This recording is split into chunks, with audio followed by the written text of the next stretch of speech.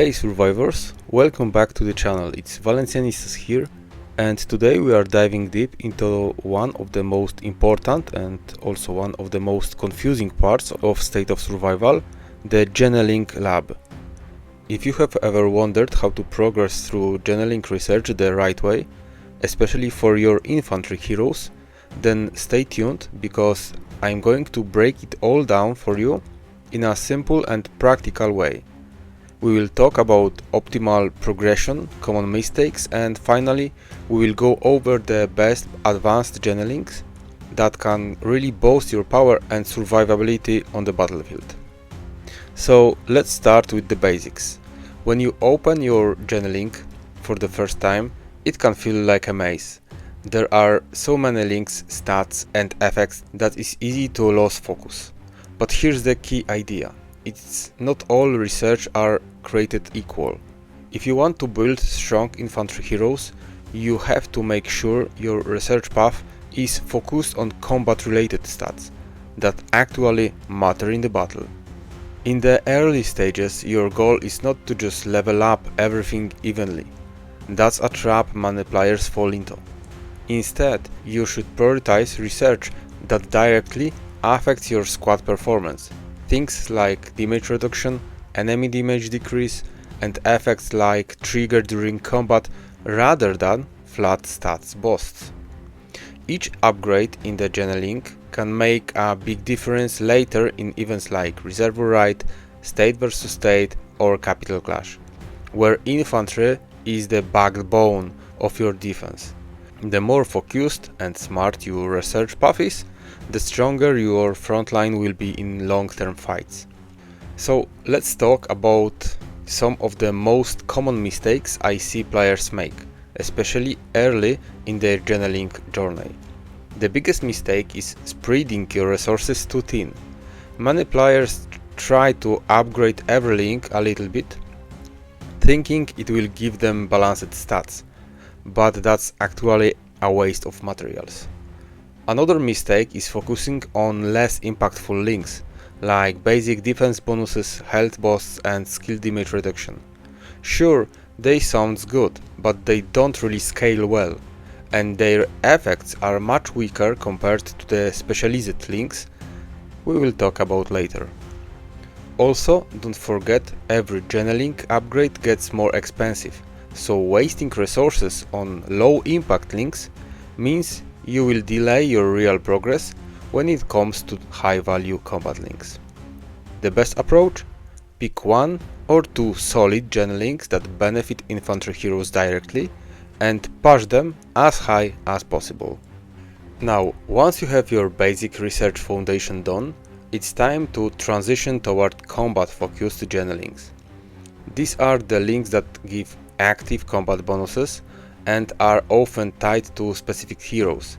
You will notice that some Genelinks in the description say something like especially effective when equipped by Sarah Connor or recommended for Eleanor. Examples include Tactic Eye for Sarah Connor and Neural Overdrive for Eleanor. These are very powerful because they match directly with the hero's combat abilities and synergies. When you combine the right hero with the right Genelink, you can significantly boost your battlefield efficiency. The rule of thumb here is always match Genelinks with their intended hero type and focus on synergy over raw stats, because in State of Survival, synergy always wins. Okay, let's take this one step further and talk about advanced Genelinks for infantry heroes. Among the standard Genelink available to every player, at least at blue rarity or higher, one of the absolute best is Steel Wheel. When equipped by an infantry hero, Steel Wheel gives a 30% chance of gaining an additional almost 2% damage reduction when their squad receives any damage reduction effect. And here's the best part, these effects last until the end of the battle. That means your infantry can keep getting stronger the longer the fight goes on. In long battles, that cumulative effect can make a huge difference.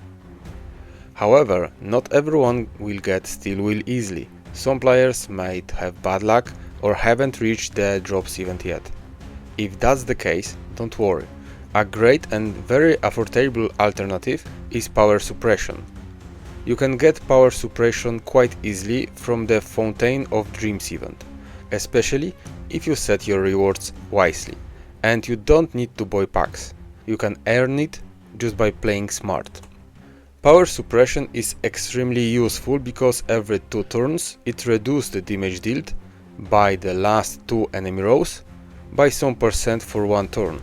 That might not sound huge at first, but in practice it really helps increase your infantry's survivability, especially in prolonged fights or defense formations. Another advantage of Power Suppression is that you can collect and upgrade it quickly. In just a short time you can gather enough fragments to push it up to purple rarity, where it becomes more stronger and more effective in real battles. So my recommendation is, if you can get Steel Wheel, go for it, it's a top tier. If not, Power Suppression is your best alternative and it's easy to upgrade. On the other hand, I will not recommend wasting resources on things like defensive bonus, health bonus or skill damage reduction bonus. These are generic and don't provide nearly as much value in real combat situations. Instead, use those resources to empower your Steel Wheel or Power Suppression. That's how you will get the best long-term power growth for your infantry heroes.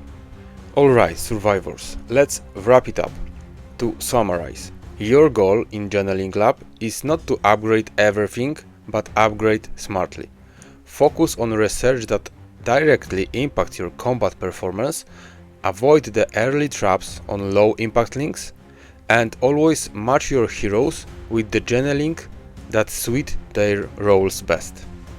Steel Wheel and Power Suppression are the best friends for infantry, affordable, effective and incredibly valuable for long-term progression.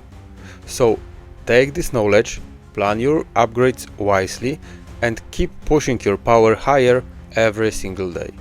If you found that video helpful, hit that like button, subscribe if you haven't already, and drop a comment below sharing what channelings you currently using for your infantry heroes. I love reading your setups and strategies. Thanks for watching and as always, stay strong survivors. See you in the next one.